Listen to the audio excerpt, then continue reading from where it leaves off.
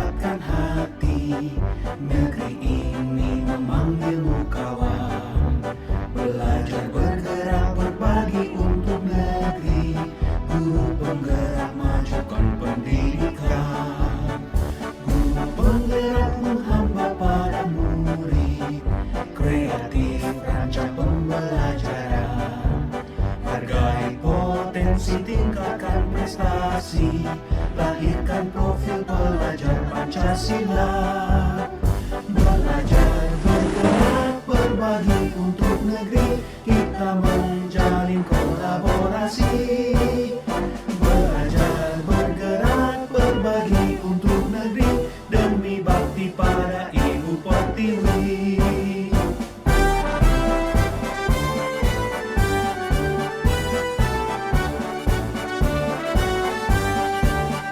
Bulatkan tekad, kuatkan hati. Negeri ini memanggilmu kawan. Belajar bergerak berbagi untuk negeri. Guru penggerak majukan pendidikan. Guru penggerak menghamba pada murid.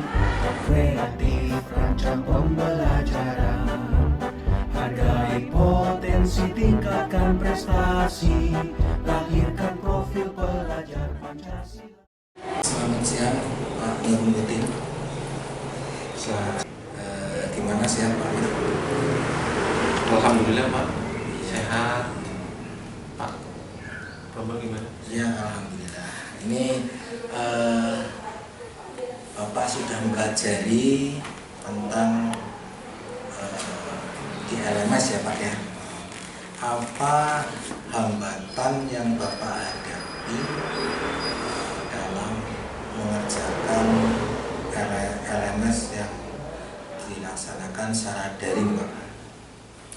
Oke Pak, terima kasih untuk pembelajaran guru penggerak. Di dalam LMS itu secara teknis saya tidak punya hambatan. Istilahnya secara teknis itu kemampuan teknologi informasi saya alhamdulillah dapat menguasai. Hambatannya hanya di bagian mental Pak. Mental ya? Iya. Dalam proses berpikir itu memang di tugas-tugas di dalam LMS itu karena kita harus belajar mandiri ya. Ya. Jadi itu jadi tantangan tersendiri buat saya Ya. yang membuat saya agak sulit memahami apa yang dimaksud di dalam materi LMS itu. Hambatannya di situ. Apa yang menjadi kesulitan Bapak di modul 1 Sampai saat ini kita sudah sampai 1.2 ya. Saya cerita dari 1.1. Memang di situ ada mempelajari tentang ini pemikiran Ki Hajar Dewantara. Ada beberapa hal yang sebelumnya saya pahami itu memang perlu sedikit akomodasi, terjadi konflik berpikir gitu ya Pak.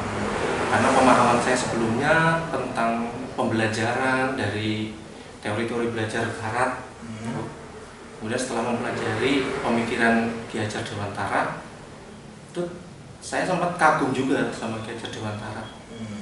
Cuma sayangnya di dalam LMS itu kita tidak bisa melihat seperti apa pemikiran asli dari Ki Hajar Dewantara, sehingga saya agak sulit ketika membuat refleksi pemikiran Ki Hajar Dewantara, sedang saya belum pernah membaca sumber utama dari buku Ki Hajar Dewantara. Itu hambatan yang pertama di 1.1. Memang saya agak lama memahami pemikiran Ki Hajar Dewantara. Jadi saya mengisi LMS-nya sempat berpikir lama. Iya, betul. Kemarin di modul itu kan sudah ada sedikit pemikiran Ki Hajar Dewantara. Ada contohnya. Ada contohnya. Ya. Dicontohkan oleh Pak Iwan Syahri, Ya. terus dari tulisan yang dibuat oleh siapa itu, pokoknya ada materinya lah. Ya. Terus solusi Bapak untuk mengatasi hambatan tersebut apa dalam menyelesaikan LMS itu? Baik, yang pertama saya lakukan tentunya mencari sumber utama itu. Saya sudah browsing Jadi kemanapun dengan kemampuan yang saya miliki dalam mencari sumber buku, itu memang tidak ada, artinya buku Ki Hajar Dewantara itu tidak tersedia secara digital. Yang saya peroleh itu memang masih dalam bentuk buku fisik gitu. Artinya itu harus kita beli atau secara online pesan gitu. Nah itu, sedangkan tugas di LMS harus segera. Okay. Jadi yang saya lakukan adalah ya saya baca berulang-ulang Pak. Saya pahami dari sumber sekunder. Videonya Iwan Syahril saya putar berulang-ulang. Tulisan dari LMS juga saya baca berulang-ulang sampai akhirnya saya bisa menulis Pak. Gitu. Karena betul-betul harus diulang-ulang. Akhirnya saya bisa mengerjakan tugas modul satu-satu. Nanti Bapak sudah bisa menemukan jawabannya. Artinya setelah kita berulang-ulang, kita pahami, kita pelajari, akhirnya muncul apa yang diinginkan ya Pak. Artinya inilah pemikiran dari Ki Hajar Dewantara itu ya. Nah, terus dalam Bapak mempelajari LMS, apa tidak ada terkendala sinyal apa di rumah, apa di sekolah dalam mengerjakan itu? Kadang-kadang di sekolah, kadang-kadang di rumah. Sampai jam berapa? Kalau di rumah ya pernah bisa sampai jam 4 pagi.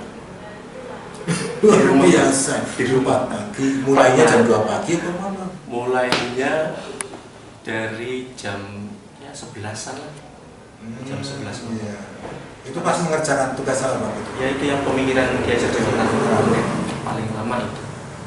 Tapi selanjutnya ya alhamdulillah Pak, setelah kita paham mulai dari modul 1-1 yang ketika kita sudah paham 1-2 itu alhamdulillah bisa cepat gitu, tidak terlalu lama. Karena kita sudah mempelajari dasar ya. Iya, dasarnya sudah ada, alurnya mungkin juga sudah dapat. Jadi 1-2 alhamdulillah nggak pernah sampai jam 4 lah. Tapi sama sinyal tidak ada masalah. Lancar saja. LMS-nya juga lancar Pak, tidak ada kendala. Jadi selambat apapun sinyal kita, LMS masih bisa. Sekarang kekhawatiran dari Pak Nurmuddin, kekhawatiran sebelum dan sesudah mempelajari pendidikan guru penggerak, terutama pada nilai-nilai atau pemikiran dari Ki Hajar Dewantara Pak. Insya Allah dari pemikiran Ki Hajar Dewantara, kalau saya baca itu berdasarkan pemikirannya beliau, itu sebetulnya dia itu tidak sama sekali bertentangan dengan teori belajar yang sudah saya pelajari. Dari misalnya tentang karakter, 3 karakter guru. Ingarso Sungtulodo, Imadul Mangunkarso, Tuturi Handayani. Itu sebetulnya tidak hanya merupakan karakter seorang guru, tapi kalau saya lihat lebih jauh, dia sebetulnya juga merupakan sintaks pembelajaran di kelas, kayak gitu. Ingarso Sungtulodo artinya apa?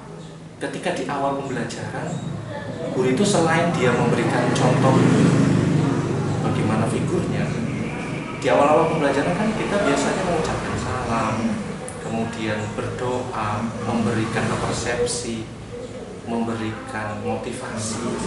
Itu sebetulnya murid juga sedang belajar mencontoh dia, gitu ya, mencontoh bagaimana dia mengawali pembelajaran, bagaimana dia berdoa, bagaimana dia memotivasi, bagaimana cara dia berbicara, itu kan. Jadi awal-awal memang lebih banyak guru yang berbicara. Kemudian di awal juga dia itu biasanya memberikan sebuah contoh fenomena. Artinya siswa suruh mengamati, kan gitu ya di awal-awal. Pengamatan sebuah masalah. Itu sebetulnya dia sedang memberikan contoh di depan kelas. Gitu. Nah terus kegiatan inti pertengahan Imadul Mangunkarso. Di dalam Imadul Mangunkarso sebetulnya di situ sudah siswa yang bergerak, yang lebih aktif. Nah, guru membimbing di tengah-tengah itu. Artinya di dalam pembelajaran itu aktivitas siswa sudah milik mereka. Nah, kita sebagai fasilitator memberi semangat, ayo di dalam diskusi kelompok memotivasi kayak gitu supaya hidup diskusinya gitu. Nah di akhir tuturi handayani memberikan feedback mereka siswa setelah mempresentasikan. Nah di kegiatan akhir guru itu tuturi handayani menilai, memberikan feedback. Jangan-jangan hasil kesimpulan mereka salah, kita arahkan yang benar. Itu tuturi handayani. Jadi saya pikir tidak ada masalah dari pemikiran Ki Hajar Dewantara dengan kegiatan pembelajaran di kelas. Nah, untuk secara keseluruhan di pendidikan, insya Allah di sekolah kami sangat mendukung kegiatan yang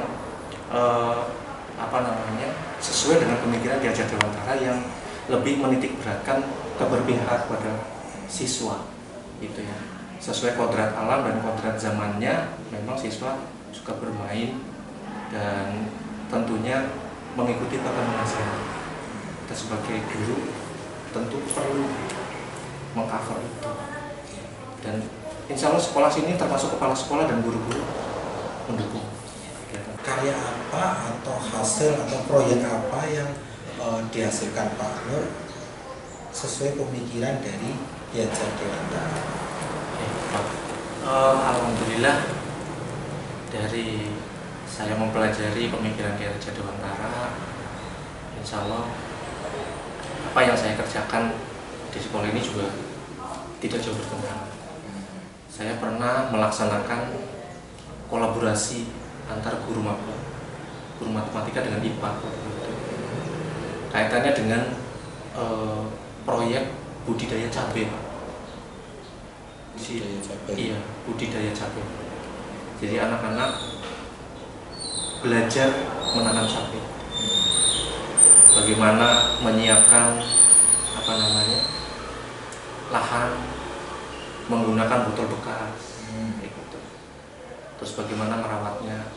Pembelajaran matematikanya adalah mereka mengamati, mengukur tinggi pohon cabai setiap minggu, menghitung banyak daunnya setiap minggu. Nanti data itu jadi data statistik, Pak. Iya. Jadi mereka bisa melihat perkembangan pertumbuhan tanaman cabai setiap minggu. Nanti mereka bisa bikin tabel, diagram batang, diagram garis. Jumlah pohon cabainya juga ditentukan jumlahnya berapa? Karena untuk statistik jumlahnya kebetulan 2, satu anak 2. Satu anak 2. Karena itu untuk IPA-nya juga, satu kena matahari, satu tidak terlalu kena cahaya. Jadi untuk membandingkan bagaimana proses fotosintesis antara yang kena matahari langsung dan tidak kena matahari. Terus Pak, hasilnya apa? Hasilnya alhamdulillah, walaupun tidak sampai selesai ya, karena ternyata pertumbuhan cabai itu agak lama. Waktu itu hanya sebulan waktunya. Semua siswa mengumpulkan, cuma yaitu hasil dalam mereka membuat data statistik itu memang perlu bimbingan lebih. Masih terkesan seadanya. Terus dalam merawat cabai itu juga mungkin saya perlu menghadirkan petani cabai seharusnya, karena waktu itu belum. Jadi anak-anak belum tahu bagaimana merawat cabai itu supaya mereka berbuah lebih cepat. Tadi Bapak sudah menyebutkan Bapak kepala sekolah sudah mendukung program dari pemikiran atau perubahan kelas yang sesuai dengan pemikiran Ki Hajar Dewantara. Terus bentuk dukungan dari Bapak kepala sekolah terhadap hal itu apa, Pak? Salah satunya untuk mendukung pemikiran Ki Hajar Dewantara. Ya, sekarang ini kan penggunaan HP di siswa itu lumayan, ya. Dan tidak kita pungkiri kemajuan teknologi itu memang harus luar biasa. Nah, jadi kita itu sebetulnya ingin mengenalkan bahwa HP itu tidak hanya untuk bermain game, tapi kita untuk belajar. Kita ingin mengenalkan itu, jadi supaya anak-anak itu tidak hanyut di dalam permainan game. Salah satunya kemarin kita sudah melaksanakan penilaian harian bersama. menggunakan HP, itu dukungan dari kepala sekolah adalah membuat jaringan wifi di setiap kelas. Pemikiran Ki Hajar Dewantaranya adalah kodrat siswa itu bermain. Jadi kita ingin sambil belajar, mereka sambil pegang HP, yaitu sesuatu yang mereka sangat sukai. Gitu. Rencana Bapak ke depan supaya menjadi lebih baik lagi gimana Pak? Rencananya ke depan kaitannya dengan pembelajaran ya, kolaborasi, kolaborasi dengan guru. Terus saya juga akan menambah pengetahuan saya, mencari ide-ide kreatif, inovasi di dalam pembelajaran. Istilahnya itu dari kedepannya seperti itu. Jadi kan sekarang itu seolah-olah saya itu seperti ini Pak, semacam saya merasa cukup dengan kemampuan saya gitu. Ternyata setelah belajar, loh, ternyata saya kurang gitu. Iya. Jadi saya tambah lagi pengetahuannya, lebih banyak lagi berkumpul dengan teman, sharing, berbagi dan sebagainya. Kedepannya seperti itu. Program apa yang ada di SMP yang sudah dijalankan, program yang sudah dijalankan yang mempunyai keberpihakan terhadap peserta didik? Program yang menurut saya sangat bagus Pak untuk menggali potensi, salah satunya adalah bagaimana supaya anak itu punya kemampuan atau kompetensi untuk belajar sepanjang hayat, itu melakukan gerakan literasi sekolah. Nah, salah satu program sekolah ada satu, yaitu perpustakaan digital. Itu sangat berpihak kepada anak. Kenapa? Karena dengan kemampuan perpustakaan kita dengan buku fisik yang terbatas, kita sama sekali dengan buku-buku seperti itu tidak berkembang, tidak sesuai dengan perkembangan zaman. Tentu saja anak-anak mungkin juga bosan. Nah, kita tahu anak-anak itu sangat suka bermain HP.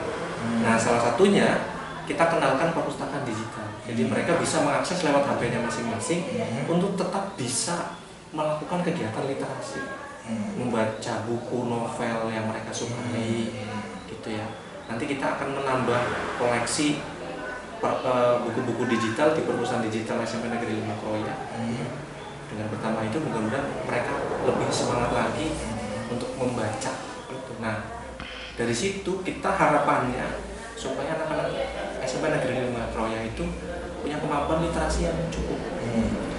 Bukan cukup sih, mudah-mudahan tinggi Pak. Karena sekarang kan yang sedang digalakan oleh pemerintah itu adalah AKM, gitu ya, asesmen kompetensi minimum, di mana yang diteskan di situ adalah literasi dan numerasi. Gitu. Jadi saya betul-betul punya impian mereka suka membaca.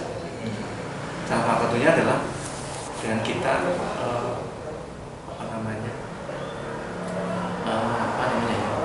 dengan kemampuan perpustakaan yang terbatas, kita berikan solusi supaya mereka tetap berminat membaca. Dengan terbatas tapi nanti pemanfaatannya maksimal. Itu memang salah satu program yang bagus menurut saya. Yang penting kita dapat mengutamakan kesuksesan anak untuk penggalian potensi anak, bisa apa yang dicita-citakan dari Sivitas SMP 5 Kroya bisa berhasil, dan semoga saja apa yang diharapkan bisa tercapai dengan baik, tapi dengan catatan tadi yang 50% supaya nanti ditingkatkan. Iya, jadi pemanfaatannya ditingkatkan, kemampuannya ditingkatkan. Karena kalau pada prinsipnya pemikiran Ki Hajar Dewantara, tidak semua fasilitas itu bisa menghasilkan yang terbaik. Dengan fasilitas yang minimal, dengan jalan pemikiran Ki Hajar Dewantara bisa menghasilkan maksimal. Nah, ini salah satu yang sudah digagas dari SMP ini adalah perpustakaan digital ya Pak. Iya. Nah, ini tinggal menunggu kembangkan karakter siswa, potensi siswa untuk gemar membaca. Semoga ke depan bisa berhasil dan bisa menjadi sukses kita bersama. Terima kasih Pak. Terima kasih bimbingannya Pak Bapak. Ya.